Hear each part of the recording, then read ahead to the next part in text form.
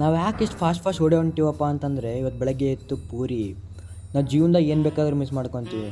ನಮ್ಮ ಹಾಸ್ಟೆಲ್ದಾಗಿರೋ ಪೂರಿ ಮಾತ್ರ ಸತ್ತರೆ ಮಿಸ್ ಮಾಡ್ಕೊಳಂಗಿಲ್ಲ ಯಾರೂ ಕೂಡ. ಅದಾದಮೇಲೆ ಪಟ್ಟಣ ನಾವು ಬಂದ್ವಿ ಕಾಲೇಜ್ಗೆ ಯಾಕಪ್ಪ ಅಂದರೆ ಅಸೈನ್ಮೆಂಟ್ ಬುಕ್ಸು ಮತ್ತು ಜರ್ನಲ್ ತೊಗೊಳ್ಳೋದಿತ್ತು, ಅದಕ್ಕೆ ಬಂದ್ವಿ. ಇಲ್ಲಿ ನೋಡ್ರಿ, ಇಂಥವ್ರು ಇರೋದ್ರಿಂದನೇ ನಮ್ಮ ದೇಶ ಮುಂದೆ ಬರೋಲ್ತಾಗೈತಿ, ಅದಕ್ಕೆ ನಾವು ಮುಂದೆ ಬರೋಲಾಗಿವಿ. ಇವ್ಯಾಕೆ ಒಬ್ಬನೇ ಕುಂತಾನಂತ ನನಗಂದ್ರೂ ಅರ್ಥ ಆಗಲಿಲ್ಲ. ಏನು ಅರ್ಥವೇ ಆಗ್ತಿಲ್ವೇ ಈ ಕೇಸು? ನನಗೆ ಅನಿಸಿದ ಮಟ್ಟಿಗೆ ನನ್ನ ಮಗ ಏನೋ ಡಿಪ್ರೆಷನಲ್ಲಿ ಇದ್ದಂಗೆ ಅನಿಸ್ತೈತಿ. ಸ್ವಲ್ಪ ಡಿಪ್ರೆಷನ್ ಅಲ್ಲಿ ಇದ್ದೀನಿ, ಸೀರಿಯಸ್ ಆಗಿ ನಾನು ಡಿಪ್ರೆಷನ್ ಅಲ್ಲಿ ಇದ್ದೀನಿ. ನಮ್ಮ ಹಾಸ್ಟೆಲಿಗೆ ಕ್ರೇಮ್ ಬಂದಿತ್ತು, ಯಾಕೆ ಬಂದಿತ್ತು ಗೊತ್ತಿಲ್ಲ. ಲ್ಯಾಬಿಗೆ ಬಂದು ವರ್ಕ್ ಮಾಡ್ರಿ ಅಂತ ಸರ್ಸ್ ಟೀಚರ್ಸ್ ಹೇಳ್ತಾರೆ. ಈ ನನ್ನ ಮಕ್ಕಳು ನೋಡಿದರೆ ಕಷ್ಟ ಸುಖ ಮಾತಾಡ್ತಾರಪ್ಪ. ಇಲ್ಲಿ ನಾನು ಒಬ್ಬನೇ ನೋಡ್ರಿ ಸಿನ್ಸರಾಗಿ ವರ್ಕ್ ಮಾಡೋದು ಲ್ಯಾಬ್ನಲ್ಲಿ.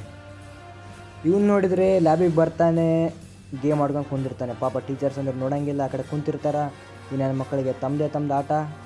ಇಲ್ಲಿ ಇನ್ನೊಬ್ಬ ಅಂದರೆ ಯಪ್ಪ ಹೇಳ್ಬಾರ್ದು ಇವಂದಂದ್ರು, ಈ ಕಡೆ ಕೋಡಿಂಗೂ ಮಾಡ್ತಾನೆ, ಈ ಕಡೆ ಗೇಮ್ನೂ ಆಡ್ತಾನೆ. ಸಾಯಂಕಾಲ ಜಿಮ್ಮಿಗೆ ಹೋಗ್ಬೇಕಂತ ನಾನು ಅಂದ್ಕೊಂಡೆ. ಜಿಮ್ಮಿಗೆ ಬಂದರೆ ಯಪ್ಪ ಇಲ್ಲಿ ನೋಡಿದರೆ ಪಾಗಲಾಗ್ಬಿಟ್ಟೆ ನಾನು. ನನಗಂತೂ ಈ ಜೀವನವೇ ಬೇಸರವಾಗಿ ಹೋಗ್ಬಿಟ್ಟಿದೆ. ರಾತ್ರಿ ಚಳಿ ಹಿಡಿಯಕತ್ತಿತ್ತು ಅಂತೇಳಿ ನಾವು ಬಂದ್ವಿ ಟೀ ಕುಡಿಯೋಕಂತೇಳಿ. ಈ ನನ್ನ ಮಗ ಚಪ್ಪರ್ಸ್ಕೊಂಡು ಚಾ ಕುಡಿತಾನ. ಈ ನಾಯಿ ಏನು ಯೋಚನೆ ಮಾಡಾಕತ್ತೈತಿ ನನಗಂದ್ರೂ ಒಂದು ಅರ್ಥ ಆಗಲಿಲ್ಲ. ಅವಾಗಿಂದ ನೋಡಕತ್ತಿ ನಾನು. ಇವರು ಸಾಮಾನ್ಯ ಮನೋವೈದ್ಯರಲ್ಲ, ಅಮೆರಿಕಾದಲ್ಲಿ ಓದಿ ಚಿನ್ನದ ಪದಕ ಪಡೆದವರು. ಅಷ್ಟೇ ಅಲ್ಲ, ವಿಶ್ವದಲ್ಲೇ ಪ್ರಖ್ಯಾತರಾದ ಮನೋರೋಗ ತಜ್ಞ ಬ್ರಾಡ್ಲೆ ಅವರ ಮೊದಲನೇ ಶಿಷ್ಯ.